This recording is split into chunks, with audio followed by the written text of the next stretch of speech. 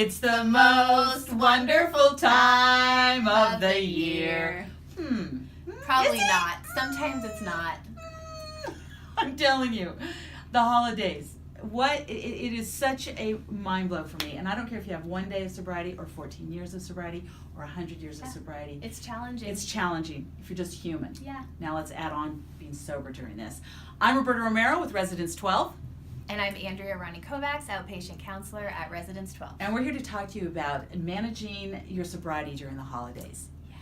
And you brought up something that I thought was so interesting, and I had never heard about it before. Tell me. So it's called FOMO. Some of you may be familiar with it, but it's the fear of missing out. Yep, that's me. Exactly, right? We want to be a part of, and you might not even want to go to the event or be part of that group or whatever it is, but please just ask me. I just want funny. Yeah. the invite so I can say yes or no to you, and I can make a decision, but that doesn't always happen.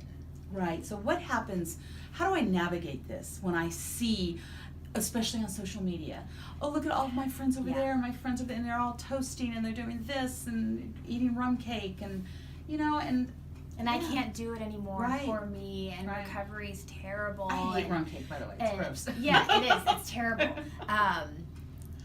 So you're sitting there and you want to know, what can I do if Yeah. I'm feeling left out? What can I do so it's a natural feeling. We all have it as a human being. We want to be a part of. So just accepting that I'm having this feeling is completely appropriate, because then you know what to do with it. If we don't know what's going on, it's really hard to find a solution when we don't know what's happening.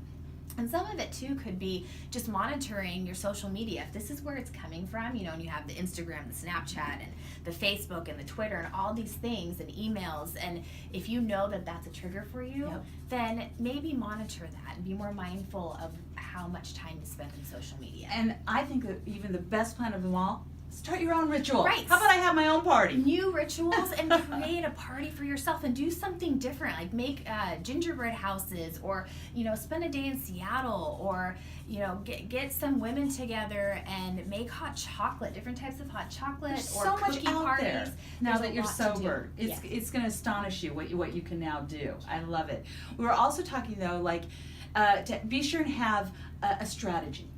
Right. Because sometimes you can't, you do have to go to the Right. event with your family. And sometimes it's not even that the alcohol or substances are going to be at the event, but just the people there are the triggers. So these are those unexpected triggers where you walk in and you think, well, I'm going to be safe. There's not going to be anything there. But there's going to be that one person or one situation, or on the drive there, you get a phone call, or you have a thought, and you're triggered.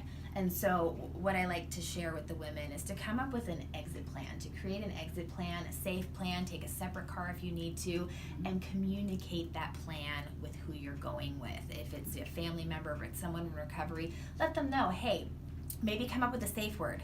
A safe word is a great place to start and let your family or friends know that, you know, right now I need to go. I'm not feeling okay. And so you guys know what the plan is, and your family's not concerned. What if you can't leave? Great question, because sometimes you can't. Sometimes you are kind of stuck there and you can't leave right away. So coming up with like 3 self-care tools in that moment. You know, if you're sitting in a chair, if you're standing up, you can ground yourself by putting your feet on the floor. You know, you can take some breaths, you can feel your heart, you could, you know, give yourself some affirmations. You can practice mindfulness anywhere. You know, you don't have to practice mindfulness in a quiet room, and just be present with what's going on. And those can be some tools to help you in that moment when you can't leave. Yeah, I think that's wonderful, and I love that those are choices that we can make, and that you can think through that you're not alone. You can ask for help. You can get your sponsor's number. You can make that friend. You can invite them to go with you. There's so many options now. What Residence 12 taught us and me is you're not alone. You're not alone, and Not there's alone. always a solution. Recovery is not about missing out on life. It's about participating in life, and you get to be present.